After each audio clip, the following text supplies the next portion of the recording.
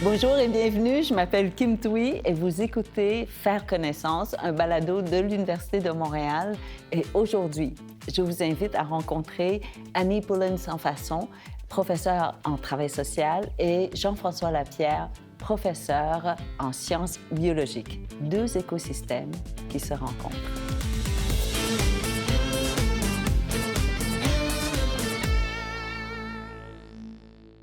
Alors, Annie, je ne sais pas si tu connais Jean-François. Non. Jean-François, jamais rencontré Annie non plus. Non, on s'est jamais croisé. Et on parle ici d'écosystème. Vous travaillez dans les... comment on appelle ça? Avec les écosystèmes, c'est ça? Il y en a plusieurs? C'est drôle parce que la façon qu'on se décrit ou que je me décris ou que mes collègues se décrivent va dépendre à qui on parle.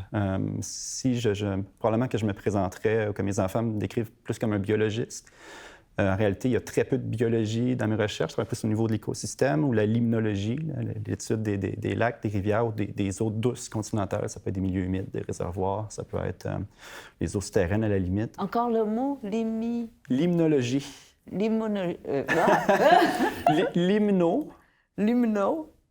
Donc, limno, ça vient de limnos, le grec, pour lac. Mais en réalité, la limnologie... Le mot, l'étymologie, c'est vraiment l'étude des lacs.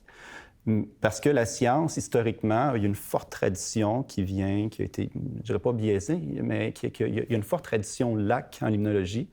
Parce qu'il y a quelques chercheurs historiquement qui étaient au lac Léman, au lac Baïkal, au lac, quelques lacs même dans le nord-est de l'Amérique du Nord, pour lesquels il y a probablement une grosse proportion du savoir qui vient de cette poignée de lacs-là. Mais de plus en plus, la limnologie s'ouvre vers d'autres types d'écosystèmes qui ne sont pas juste des lacs ou parfois qui sont en transition, en changement. Si on pense à des réservoirs, il y a probablement plus de réservoirs aux États-Unis, par exemple, qui peuvent avoir de lacs naturels. De plus en plus, on est en train de modifier le paysage pour avoir des écosystèmes qui ne sont plus nécessairement comme ils étaient historiquement lorsque les fondateurs de la science l'ont décrite il y a 100, 150 ans. Mais quand vous parlez de réservoirs, c'est ce qu'on fait. Bien, c'est fait par les humains, là, au lieu d'être des lacs qui sont naturels. Absolument. Il y a toutes sortes de réservoirs. On connaît nos grands réservoirs au Québec, hydroélectriques, qui sont absolument énormes, des milliers de kilomètres carrés. La plupart des réservoirs, parfois, ils sont carrément creusés. On passe des petits étangs creusés, des fois des étangs agricoles ou des fois plus des rivières qu'on a mis des barrages pour stopper l'eau, pour l'eau potable, par exemple, ou juste réguler le flot des rivières pour les inondations, toutes sortes de choses. Fait qu'il y a toutes sortes de réservoirs, mais de plus en plus, puis il y a beaucoup d'études qui sortent récemment là-dessus, de plus en plus, on modifie l'écoulement naturel de l'eau, puis nos écosystèmes aquatiques sont de moins en moins les écosystèmes très iconiques, historiques, qui sont très, très documentés dans la littérature, par exemple. Je pensais qu'on les protégeait plus aujourd'hui qu'on les détourne. Bien, enfin, qu'on les laisse dans leur état naturel le plus possible aujourd'hui qu'auparavant, non? Avec les questions environnementales, je sais pas, je me trompe certainement, là, mais j'idéalise. Je me dis, on est bien meilleur aujourd'hui. Bien, il y a une question d'échelle, parce que on est plus de gens, on utilise plus d'espace, on accapare plus de rivages ou de rives, de lacs, de rivières. Fait que par la force des... Puis on a toutes sortes d'effets un peu plus indirects. Fait que par la force des choses, on utilise, entre guillemets, de plus en plus nos écosystèmes aquatiques qu'avant, même si c'est vrai qu'il y a certaines facettes qui sont mieux protégées. Le fleuve est probablement moins pollué aujourd'hui qu'il était dans les années 80 pour une série de contaminants, de polluants. Mais il y a probablement beaucoup plus de rivières et de lacs qui sont affectés par l'activité humaine aujourd'hui qu'il y a 20 ou 30 ans. Les bateaux, des trucs comme ça, les bateaux à moteur? Oui, absolument. Les bateaux à moteur, les habitations, la villégiature, même les pourvoiries, les coupes forestières, on se rend de plus en plus loin pour occuper le territoire. C'est ça. Moi, je pensais qu'on était... Parce que j'étais au Japon, puis on a dit... Il y a eu un moment où on a cimenté, on a coulé du béton, c'est ça? Je sais pas comment on appelle ça, dans le fond des cours d'eau. Mais maintenant, on se rend compte que c'était pas une bonne pratique. Et pour la société aussi, je pensais qu'on est... Est-ce que, selon vous, on est une meilleure société aujourd'hui, Annie? Ah non, mais avant de commencer, il faut que Annie partage avec vous le travail qu'elle fait.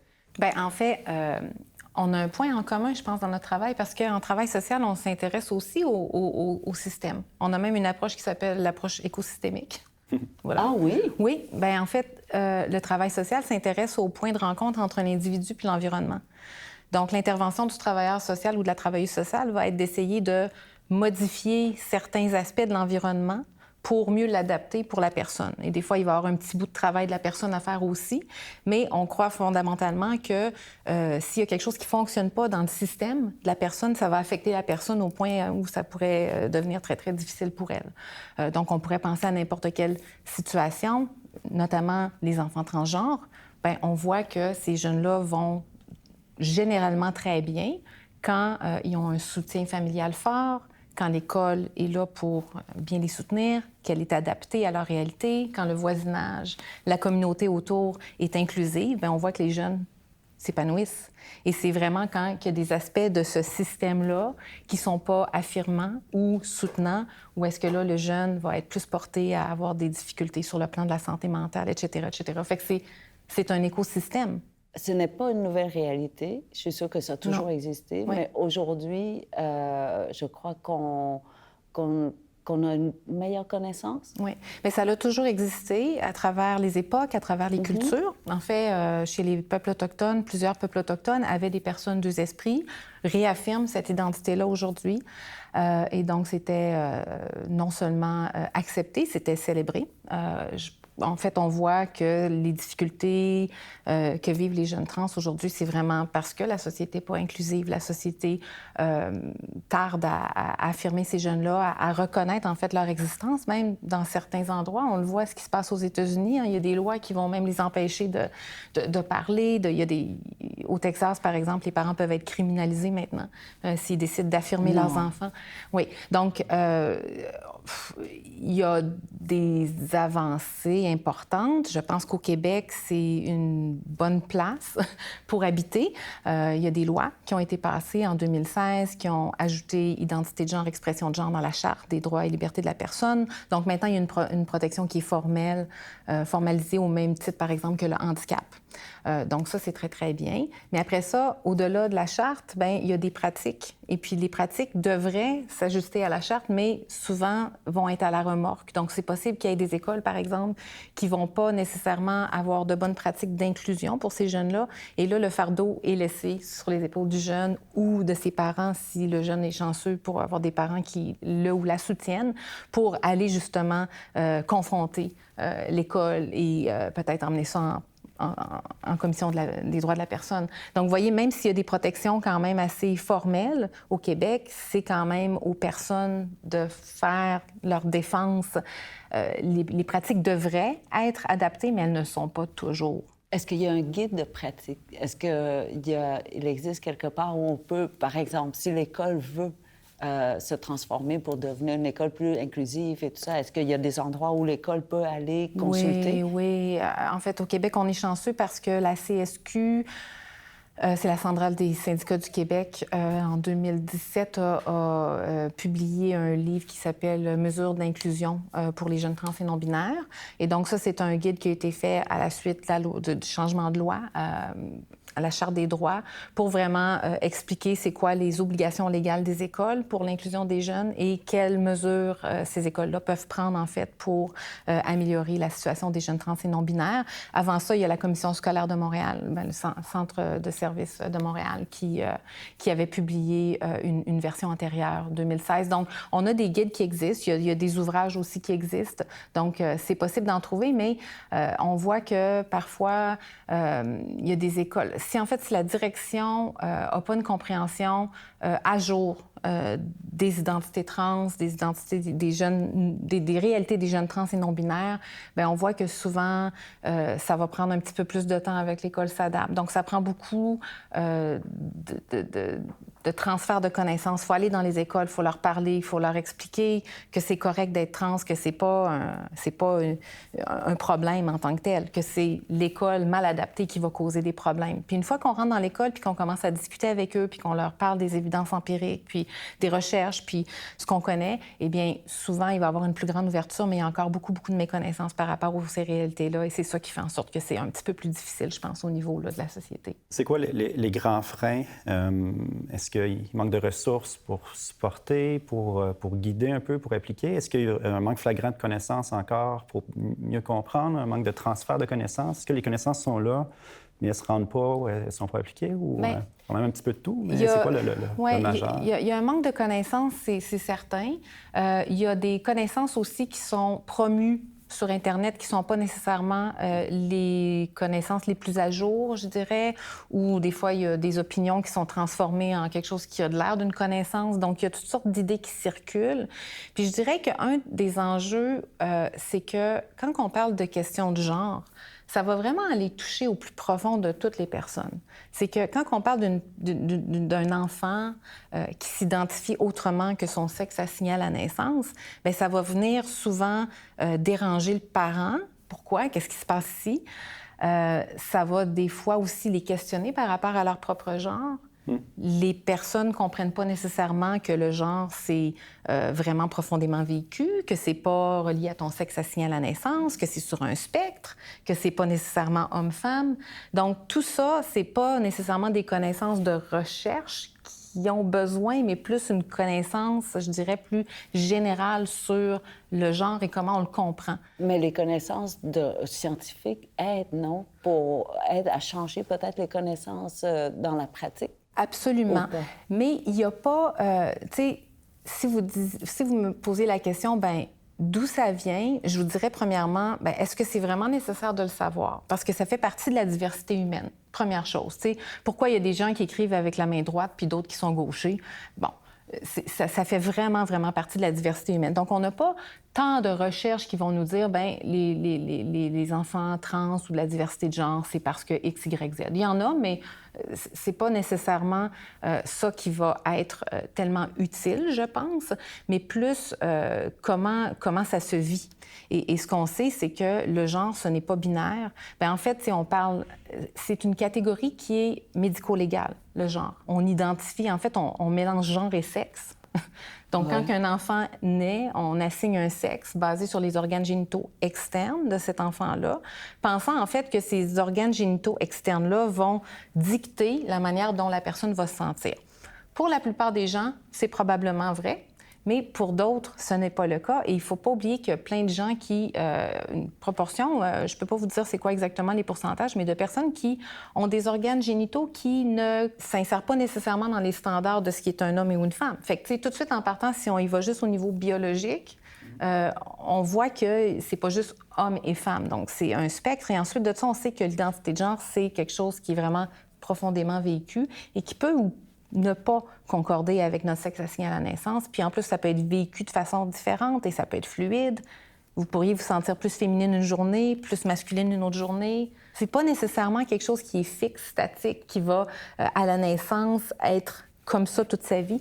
Donc, il faut vraiment renseigner les gens et leur expliquer. Et la science nous montre qu'effectivement, le genre, c'est sur un spectre. On a quelques connaissances sur pourquoi certaines personnes vont s'identifier autrement, mais ce n'est pas des connaissances qui sont nécessairement accessibles. Je me disais, j'ai pensé à la langue vietnamienne qui n'a pas de genre pour les mots. Il n'y a pas de féminin ou masculin. Donc, dans ma tête, les objets n'ont pas... Oui, à part les personnes, mais la table, elle n'est pas féminin. Dans ma tête, à moi, oui, j'ai appris pour la langue française, mais naturellement, là, il n'y a pas de genre. Donc, je me disais, est-ce que ce sont les humains qui ont créé ce genre de catégorie?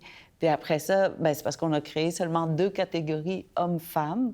Donc, ces personnes-là se retrouvent entre les deux ou avec les deux. Alors que si on n'avait pas de catégorie, bien, on n'aurait pas aujourd'hui à imaginer une façon pour inclure, parce qu'on n'a pas à exclure d'une certaine façon. Donc, je ne sais pas, est-ce que ça a été fabriqué par les humains, ça, J'allais dire ce problème, c'est pas... Oui, c'est un problème. C'est un problème d'exclusion, mais oui. En fait, je pense qu'il y a deux pistes de réponse ici. Oui, les catégories sont importantes parce que si vous avez, par exemple, été assigné un sexe qui ne correspond pas à qui vous êtes, bien, à chaque fois que vous naviguez la société, la catégorie ne fonctionne pas avec qui vous êtes. Donc oui, les catégories sont problématiques, dans le sens où elles sont trop rigides, elles sont très, très rigides, et les gens doivent se conformer. Il y a des attentes socialement construites pour ces catégories-là. Donc, c'est sûr que si on enlevait les catégories ou si on en mettait plus, ça va aider énormément de personnes. Et d'ailleurs, ça s'en vient parce que la loi est en train de changer suite à un jugement en Cour supérieure en 2020. Je vous dirais qu'il y a aussi des personnes trans qui vont sentir une grande détresse par rapport à certaines caractéristiques physiques genrées. Donc, à ce moment-là, même si on enlève les catégories sociales du genre, d'après moi, il y a encore des jeunes qui vont vivre ce qu'on appelle une incongruence de genre. Donc, vraiment un sentiment de détresse qu'ici, ce n'est pas... s'il n'y a pas d'intervention faite là-dessus, ça peut vraiment amener les jeunes à vivre des dépressions, de l'anxiété, aller même juste faire l'automutilation, le suicide. Et ça, c'est vraiment une détresse par rapport à certaines caractéristiques genrées. Donc, tout le monde a des caractéristiques genrées.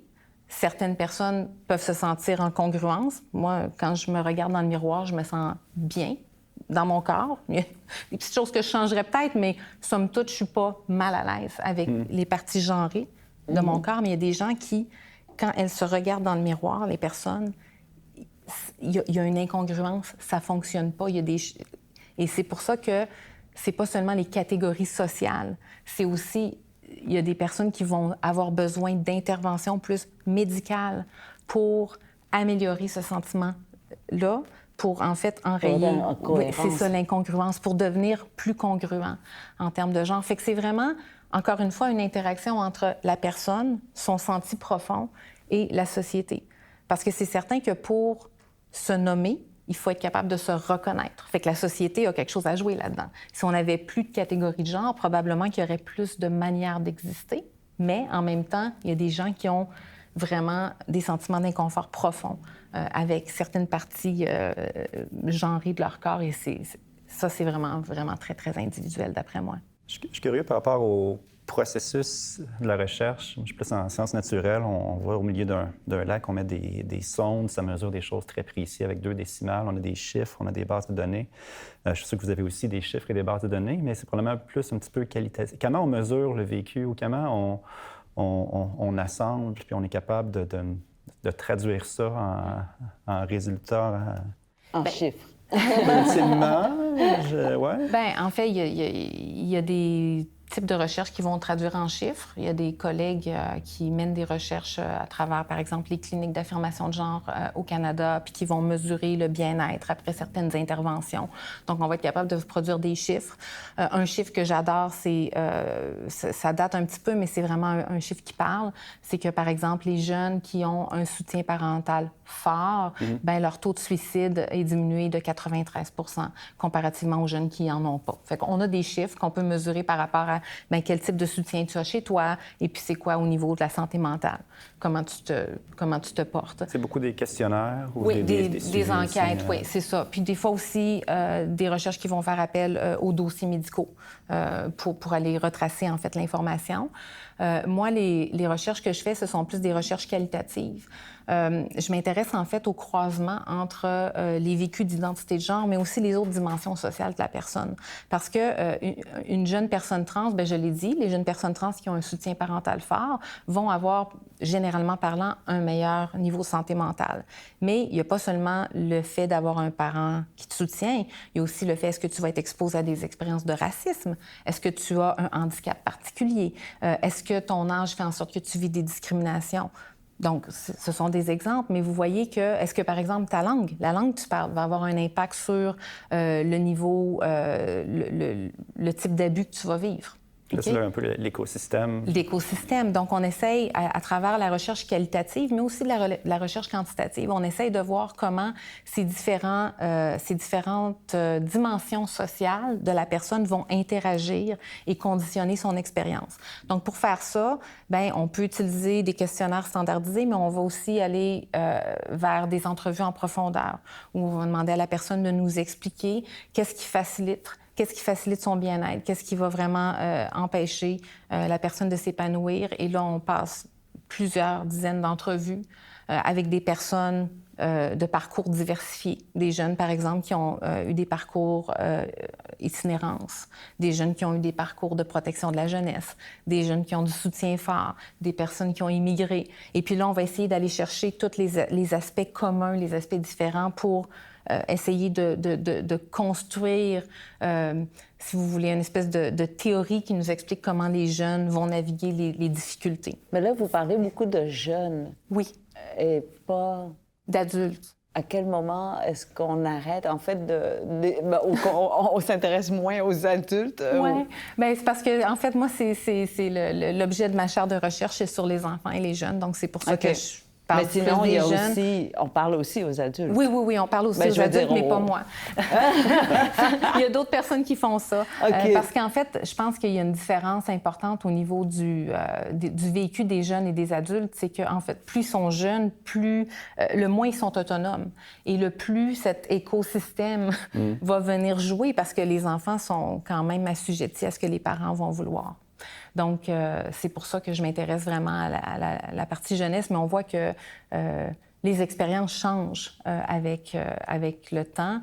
On est en train de finaliser un article, en fait, sur les types d'abus vécus par les jeunes. C'est des données quantitatives d'une recherche qui vient qui est gérée par une de mes collègues à UBC. Mais on se rend compte que les jeunes, 14 à 17, sont plus à risque de vivre de la violence physique d'un membre de leur famille, tandis que les plus vieux sont plus à risque de vivre des abus sexuels, des agressions sexuelles.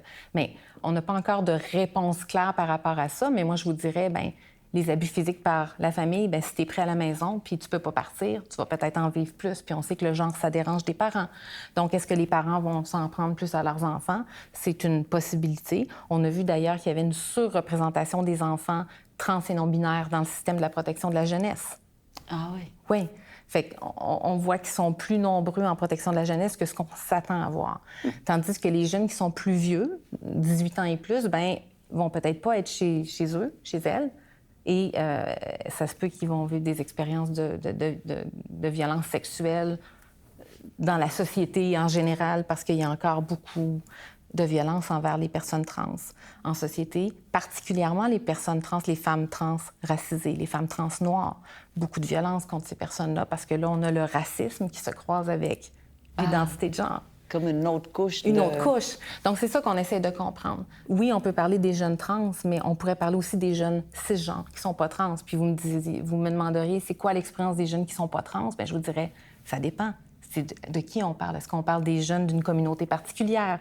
Est-ce qu'on parle des jeunes d'un groupe d'âge particulier? Donc, pour les jeunes trans, c'est la même affaire. Il faut vraiment développer une compréhension très, très nuancée de leur vécu et éviter, en fait, de mettre tout le monde dans la même boîte. Là, vous avez utilisé beaucoup le mot écosystème, puis j'ai déjà utilisé ce mot-là dans ma vie en général, mais je réalise que je comprends pas vraiment ce que ça veut dire. Donc, je vais vous...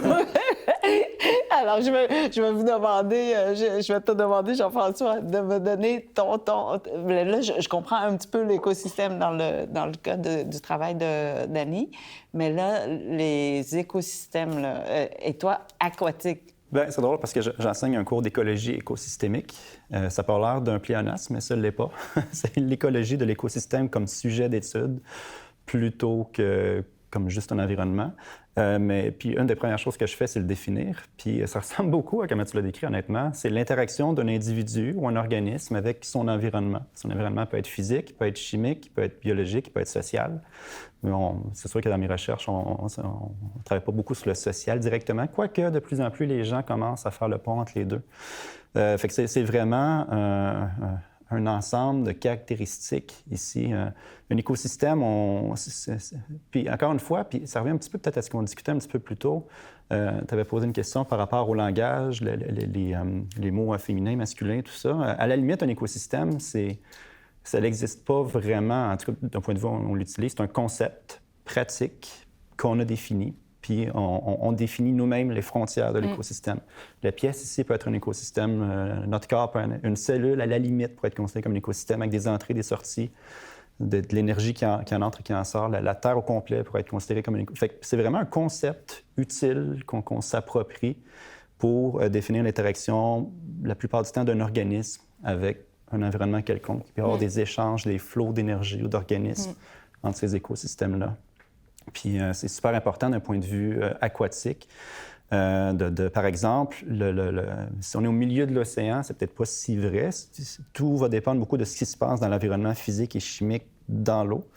Mais si on est dans un lac ou dans le fleuve Saint-Laurent, pas très loin, l'organisme, le poisson, la bactérie qu'on retrouve dans l'eau va dépendre très, très, très fortement de la gestion des eaux usées à Montréal, de la gestion du niveau de l'eau dans le lac Ontario, dans les Grands Lacs. Il va beaucoup dépendre des pluies, les crues printanières et toutes les rivières qui amènent leur propre lot peut-être de matière, des nutriments, du carbone, des polluants peut-être d'origine terrestre qui viennent. Fait qu'il y a vraiment une interaction forte entre ce qu'on observe d'un écosystème aquatique versus tout ce qu'on retrouve en amont. On pourrait littéralement aller au milieu d'un lac, regarder alentour, puis s'imaginer qu'est-ce qui s'est passé comme processus biologique, physique, chimique pour expliquer ce qu'on retrouve dans l'eau ici, à ce moment-là. Puis là, il y a différentes personnes que leur sujet d'étude sera plutôt l'individu qui vit dans l'eau. Moi, mes recherches sont plutôt au niveau de l'écosystème, les propriétés physiques, chimiques, biologiques qui vont altérer les bilans d'énergie, par exemple, ou les flots de carbone, nutriments, ou peut-être même de polluants, par exemple, dans les écosystèmes aquatiques. Je ne sais pas si ça répond à la question. Oui, mais là, tu as parlé du social. Tu sais, que tu étudies plutôt le côté chimique, le côté biologique et tout ça, et que le social commence seulement. Mais je me disais, on doit, bien, les humains, on doit, je ne sais pas, contribuer ou participer à la pollution des lacs. Donc, est-ce que c'est un comportement social que tu étudierais également pour pouvoir comprendre ce qui se passe dans le lac? Oui, dans le sens que, bien, il y a différents niveaux. Dans le sens que, oui, c'est clair que ce qu'on retrouve, on vient d'un paquet de façons altérer le fonctionnement des écosystèmes aquatiques. On modifie l'environnement, modifie l'écosystème. Puis on vient altérer les entrées peut-être de polluants, ou ça peut être à cause des changements climatiques, ça peut être à cause de ce qu'on amène littéralement les fosses septiques ou la gestion des eaux usées, l'agriculture, qu'on met des matières sur le territoire qui se ramassent dans l'eau ultimement. Fait qu'on peut mesurer dans l'eau ces éléments-là, ces effets-là, mais c'est pas nécessairement intégrer le côté social de la science de mesurer les impacts humains dans l'eau. Il y a des gens qui explicitement vont travailler avec des gens plus en sciences sociales ou en sciences humaines, en santé, et ils ne vont pas seulement considérer des impacts humains, mais vont littéralement unifier leur champ de recherche, leur concept, leur vocabulaire pour avoir des sujets de recherche communs. C'est extrêmement difficile à faire. Il y a tout un vocabulaire qui n'est pas partagé. Des fois, les concepts ne sont pas les mêmes, les façons de faire. C'est pour ça, tantôt, je posais la question. Je me doutais bien qu'il y avait des données. Mais comment on fait la recherche au jour le jour? Qu'est-ce que les étudiants, les étudiantes, les postdocs font dans les laboratoires ou peut-être les salles, les bureaux? L'environnement de recherche, souvent, est très difficile. C'est pas impossible du tout. Il y a des gens qui le font. Mais c'est quand même un certain défi de faire une recherche il y a quelques années, on utilisait le mot interdisciplinaire. De plus en plus, on parle d'intersectorialité. On parle carrément les sciences naturelles avec les sciences sociales, avec les sciences de la santé, par exemple. De plus en plus, même les organismes de financement nous demandent de faire de l'intersectorialité dans nos recherches. Jean-François, est-ce que les changements climatiques auxquels nous devons faire face vraiment de façon très, très urgente là, affectent un peu de la façon que tu travailles, c'est-à-dire où tout le monde doit travailler maintenant de façon plus interdisciplinaire, intersectorielle? Idéalement, oui. Mais ça demande un effort. Puis je suis content d'entendre peut-être qu'on a des leçons à apprendre, qu'il y a des gens qui le font probablement depuis longtemps qui le font bien aussi. Puis, c'est pas qu'on le fait pas, mais des fois, c'est pas toujours naturel. Mais par exemple, juste ce matin, on lisait dans la presse qu'il y a probablement des régions en entier du Québec qui risquent de manquer d'eau potable cet été. Des régions maraîchères, des régions agricoles, ou même pour les puits d'accès à l'eau potable. Au Québec, où il y a le plus de lacs au monde. Mais justement, il y a une espèce de mythe de l'abondance de l'eau au Québec. C'est vrai qu'il y a beaucoup d'eau, il y a un stock d'eau important qui repose dans les lacs. Cette eau-là n'est pas accessible. Ce qui est important, c'est le renouvellement de l'eau avec les précipitations, cette eau-là va. Puis, entre autres, si on va vers les eaux souterraines, puis c'est là que je m'en allais avec l'interdisciplinarité. Par exemple, on travaille beaucoup on pense beaucoup le Saint-Laurent, probablement qu'il ne va pas beaucoup manquer d'eau dans les prochains 100 ans dans le Saint-Laurent. Il y a un énorme bassin versant, il y a l'eau des millions de kilomètres carrés qui s'écoule ultimement vers le Saint-Laurent, puis une grosse portion de la population du Québec tire son eau là. On s'éloigne un petit peu des rives, quelques dizaines de kilomètres à peine. 80-90 % de l'eau potable va venir de sources d'eau souterraines, des puits, des aquifères, qui peuvent être contaminés, qui peuvent être épuisés parce qu'il y a trop de gens qui s'établissent là, ou il y a une contamination par la pollution et tout ça. Puis ça, par exemple, c'est une opportunité en lien direct, avec le changement climatique. S'il y a une irrégularité dans les précipitations. On a des gros coups d'eau tout d'un coup. Il tombe la moitié de l'eau en une semaine pendant toute une année, puis ensuite une méga sécheresse. C'est pas très bon pour remplir nos aquifères. Si on parle des milieux humides ou des zones de recharge qui sont modifiées par les changements climatiques, modifiées par l'activité humaine. Puis d'un point de vue biologiste, ou plus limnologiste des eaux de surface, comme je suis, on a relativement peu de connaissances des eaux souterraines. Fait qu'il y a une opportunité très, très forte, par exemple. On était au congrès de Lac-Face il y a 2 semaines, je crois, puis il y avait une session spéciale où on interagissait entre plus des limnologistes d'eau de surface puis plus des hydrologistes des eaux souterraines. Il y a clairement des connexions très fortes à faire. On commence à les faire. Moi, je vois vraiment un lien fort avec l'idée du social, parce qu'il doit aussi avoir un impact des inégalités sociales sur l'accès à l'eau. Oui. Fait que la pauvreté, peut-être des groupes, certains groupes, bien, je pense par exemple aux certaines communautés autochtones qui n'ont pas accès à l'eau potable. Bon, là, on en a une, mais il y a aussi peut-être au niveau de la pauvreté, certains groupes s'établissant plus dans des régions. Bord du fleuve, souvent, ça va être des gens assez à l'aise qui vont avoir des maisons là. Bien, je pense de façon générale, la plupart des questions environnementales dont l'accès à l'eau, c'est très inégal. Souvent, des fois, certaines groupes géographiquement ou certaines communautés ont plus d'urgence à régler des enjeux de sécurité, par exemple, de sécurité d'accès à l'eau, sécurité d'accès à la nourriture de qualité, tout ça, avant de commencer plus directement à avoir une bande riveraine de 10 ou 15 mètres sur le bord de la rivière ou des choses comme ça. Cela dit, la plupart, tu mentionnais l'exemple des communautés autochtones, souvent, ces communautés-là sont très, très au fait de maintenir une intégrité territoriale pour protéger la qualité de l'eau. Il y a beaucoup de projets de recherche qui se passent. J'ai des collègues qui vont travailler beaucoup dans le nord du Québec ou du Canada pour mesurer les impacts avant-après de certains développements ou la fonte du pergélisol qui viennent compromettre, qui viennent amener du carbone organique dans l'eau, par exemple, qui peut interagir avec le chlore. Ou je pense que, j'oublie la ville, mais il y a eu, je pense qu'il y a eu un déversement pétrolier il n'y a pas très longtemps. Ça a complètement compromis l'accès à l'eau potable de cette ville-là, dans le nord du Québec. Fait qu'il y a des inégalités fortes. Si je vais vous demander rapidement définir, selon vous, c'est quoi la qualité de l'eau? Qu'est-ce que... J'aime croire que tout va bien. Non, mais de définir. Ouais. De définir. Qu'est-ce qu'on entend par qualité? C'est qu'on est, bien, dans ma tête, à moi, c'est une eau dans laquelle on peut se baigner, on peut boire, on n'a pas peur des autres organismes qui vivent dans cette eau-là, puis qu'on est capable d'être en interaction sans tomber malade, sans en mourir. Mm-hmm. En tout cas, tout simplement, là. J'avais jamais pensé à ça, mais c'est parce que j'ai l'expérience du Vietnam et d'un camp de réfugiés où l'eau était menaçante, en fait. On ne devait pas du tout sauter dans la rivière de Saigon. Ouais. C'était la pire chose à faire.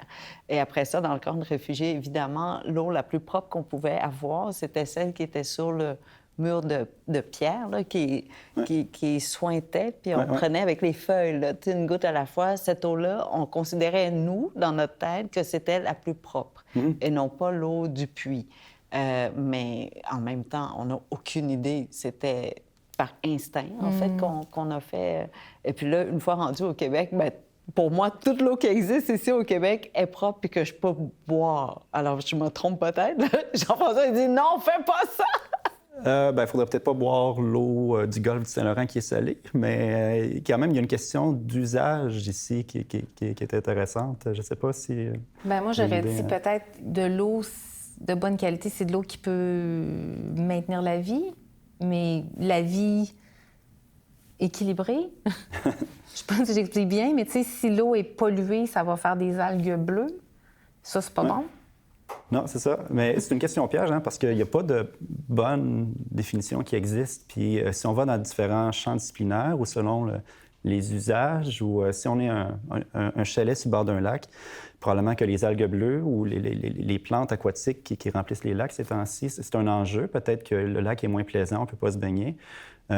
Si on a besoin carrément de boire l'eau, l'usage ou la façon d'apprécier la qualité de l'eau va beaucoup dépendre de l'observateur ou des enjeux. Si on veut la boire, c'est pas les mêmes enjeux que si on veut, par exemple, l'eau au milieu de l'océan est d'extrêmement bonne qualité. Elle est à peu près la plus pure, mais elle est très salée. On pourrait pas irriguer nos champs avec. On pourrait pas la boire. Fait que, si on va dans différentes disciplines, si on va en ingénierie, par exemple, on peut voir qu'il y a il y a un lexique d'utilisation des mots reliés à la qualité de l'eau qui est plus relié à l'ingénierie, à la santé, au traitement de l'eau potable, l'eau usée. Si on va en écologie, on va plus parler de nutriments, d'algues bleues, de pollution à la limite, ou même d'habitat pour ce qui vit dans l'eau, le poisson. Si on va en santé, bien là, on va plus parler d'accès à l'eau potable, de contamination. Puis probablement que c'était un bon choix de mentionner l'eau. Moi, je suis juste usagée. Mais absolument. Mais la plupart du temps, le concept de qualité de l'eau est un concept pratique relié à l'usage qu'on mesure de différentes façons selon l'usage qu'on veut en faire. Fait que c'est très, très normal d'adopter cette approche-là lorsqu'on la définit. Fait que moi, je n'en ai pas une bonne définition. C'est un petit peu tout ça, selon de quel point de vue on se place. Puis... Fait qu'on se ressemble. Quand on parle du bien-être, nous, on ne va pas avec une seule définition. On va vraiment partir de ce que la personne nous dit, ce qu'elle veut, ce qui va faire en sorte qu'elle se sent bien. Exact. Puis on va définir. Fait qu'encore une fois, il y a un point commun ici. Qui aurait dit?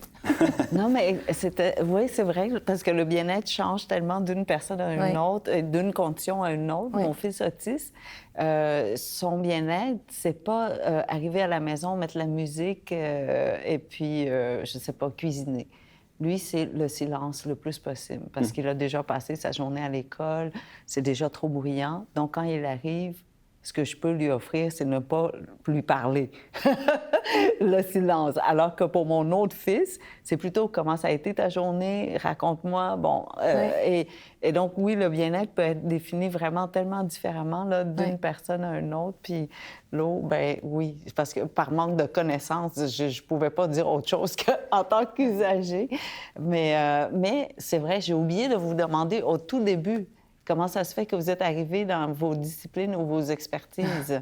Est-ce que les lacs, c'est parce que le Québec, je ne sais pas, est-ce qu'on est réellement l'endroit qui a le plus grand nombre de lacs et c'est pour ça qu'on a développé la plus belle expertise? Ou... Bien, probablement. Même au Québec, de façon générale, où je suis maintenant co-directeur du groupe de recherche interuniversitaire en limnologie, le GRIL, c'est probablement la plus grosse concentration géographique d'expertise en écologie aquatique au monde. Il y a beaucoup d'expertise là-dessus, puis ça fait du sens parce qu'on a tellement accès à l'eau pour différents usages, différents enjeux. D'un point de vue donc quelque chose d'un peu commun qu'on partage. On a le Saint-Laurent, on a les lacs aussi. Le Saint-Laurent qui est vraiment très central au niveau de l'identité québécoise. Puis, au niveau plus personnel, personnellement, j'ai grandi sur le bord du lac Saint-Pierre, un élargissement du fleuve Saint-Pierre, du fleuve Saint-Laurent près de Trois-Rivières. Donc, j'allais très, très régulièrement avec mon père pêcher sur le lac. Puis, c'est assez particulier, le lac Saint-Pierre. C'est un très grand lac, c'est quand même assez grand. On voit les paquebots, on voit les bateaux de navigation qui passent. C'est assez impressionnant. Parfois, on voit à travers les saisons, on se promène en bateau, puis on voit parfois, à l'intérieur de quelques mètres, l'eau change complètement de température, de couleur. C'est quasiment différentes rivières qui coulent en parallèle l'une à côté de l'autre parce qu'il y a une confluence de plein de rivières au même endroit. Fait que j'ai toujours eu cette attirance-là pour le plein air, l'eau en particulier, l'environnement. Puis j'ai toujours eu un intérêt plus vers la physique ou la chimie comme science. C'est drôle, je me suis commencé à la biologie parce que j'ai découvert à la toute fin de mon cégep que la biologie incluait aussi l'écologie, donc l'écosystème, l'interaction entre l'individu, l'organisme et son environnement. Puis c'est vraiment là que j'ai compris que c'est ce qui m'intéressait, de comprendre l'environnement, l'écosystème aquatique en particulier, peut-être pour cet intérêt-là d'être sur l'eau, dans l'environnement. Moi, je relaxe là, quand je suis au milieu d'un lac. Là, on fait du terrain, on met nos appareils à l'eau et tout ça.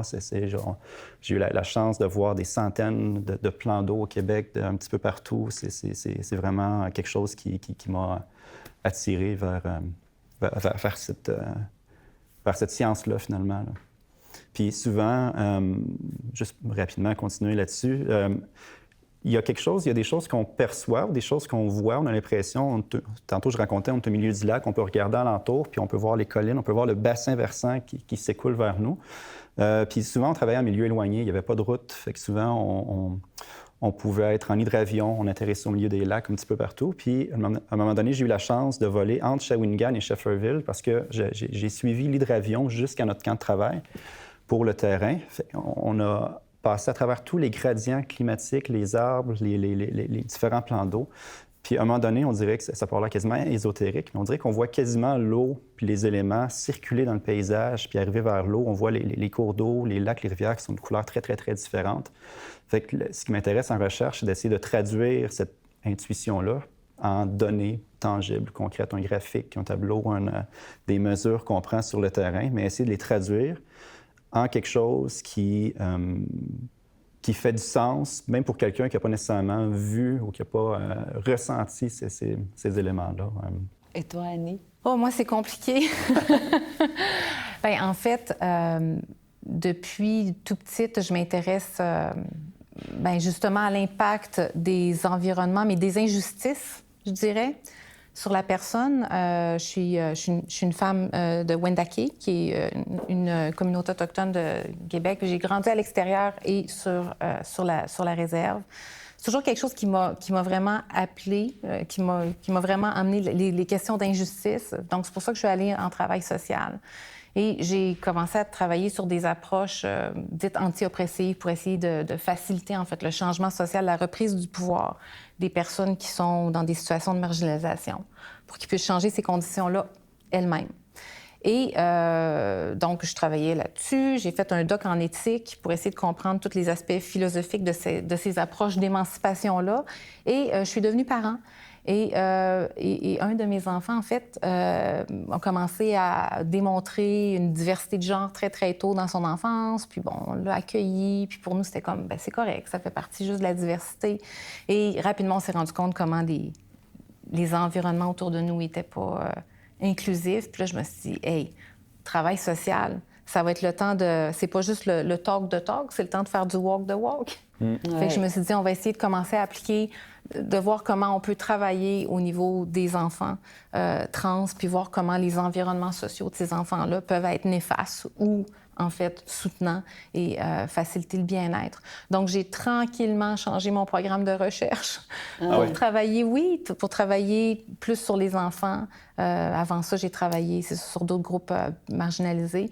Et c'est ça, depuis début des années 2010, là, je travaille presque exclusivement là-dessus.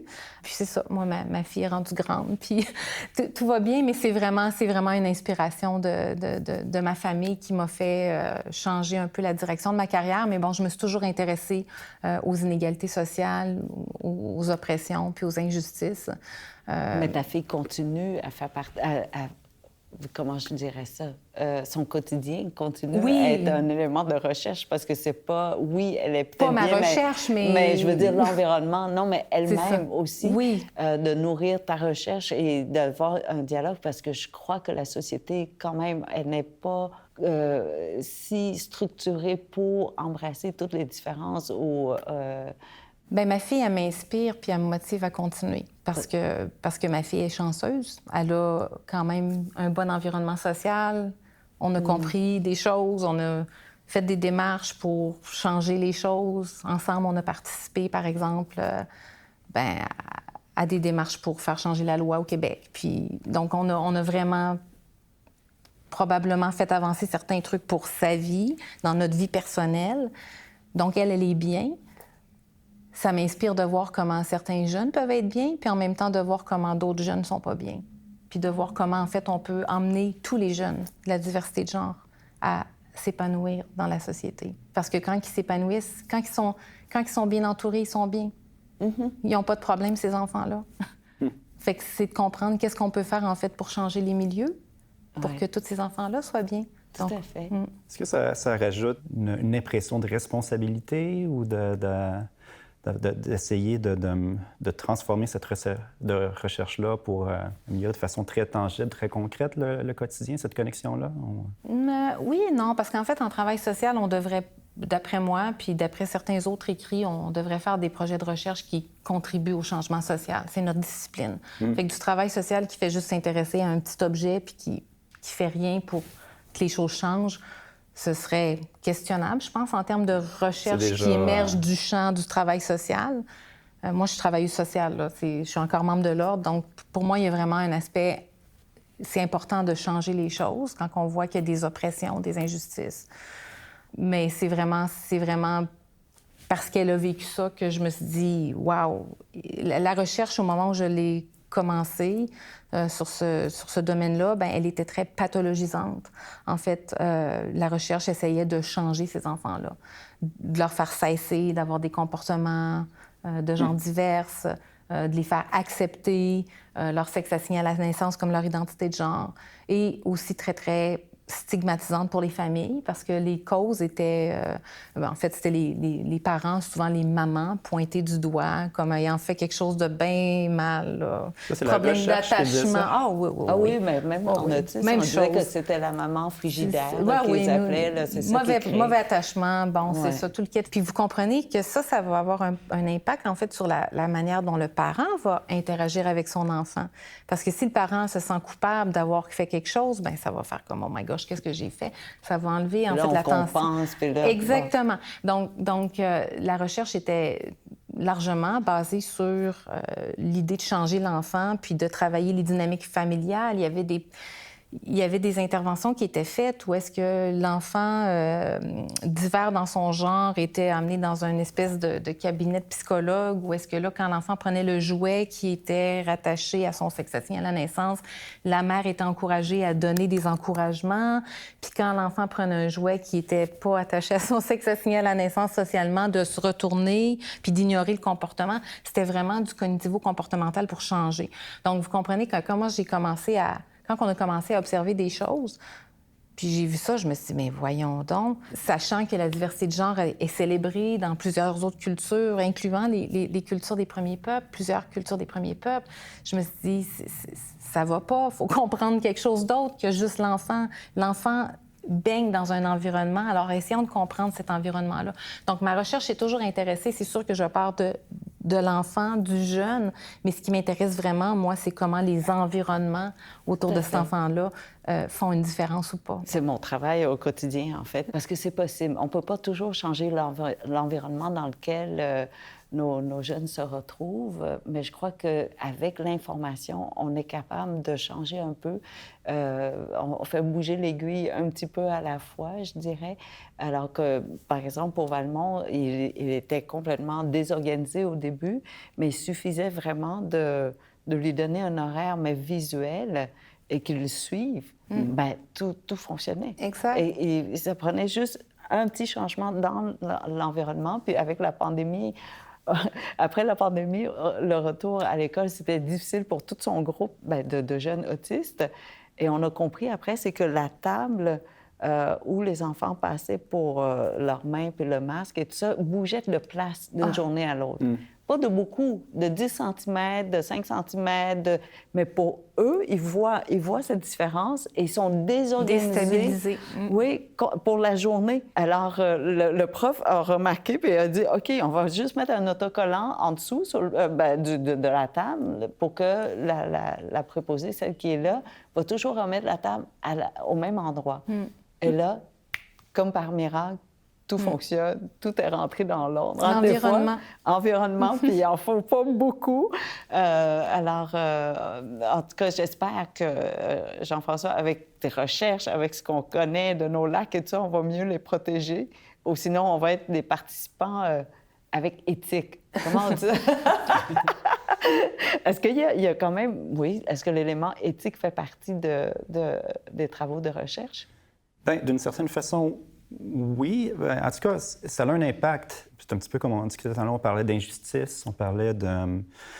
Puis on a parlé, quand je vous ai posé la question sur la qualité de l'eau, d'usage. Il y a souvent des conflits d'usage.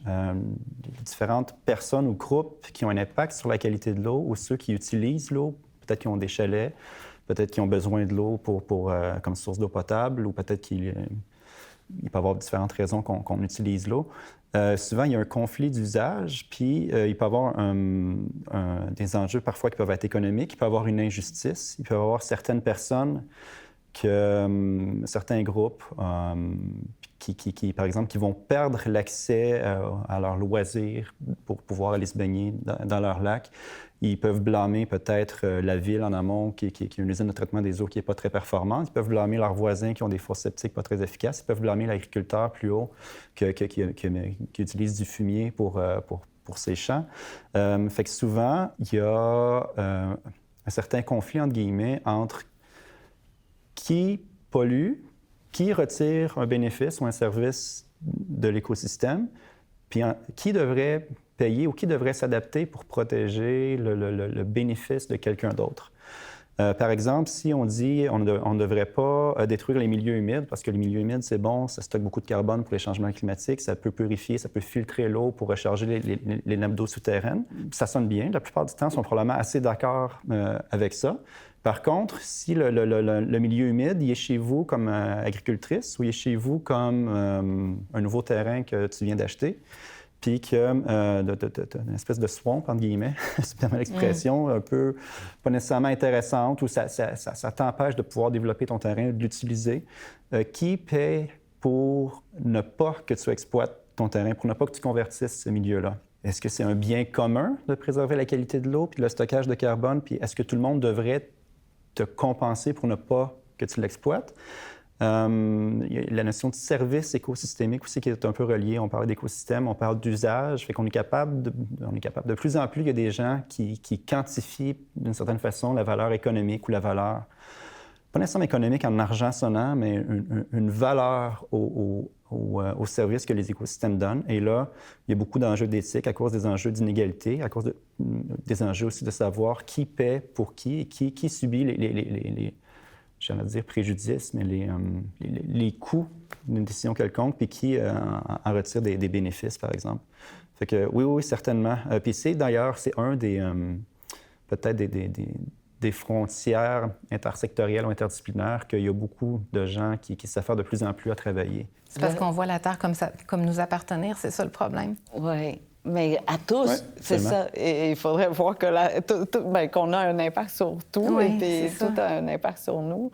Je vous remercie tellement parce que là, on est en train de faire des signes, là, on dépasse nos heures. Merci beaucoup d'avoir pris le temps de venir m'éduquer parce que c'était deux domaines qui m'étaient complètement étrangers et je crois que je suis devenue un petit peu plus intelligente, là.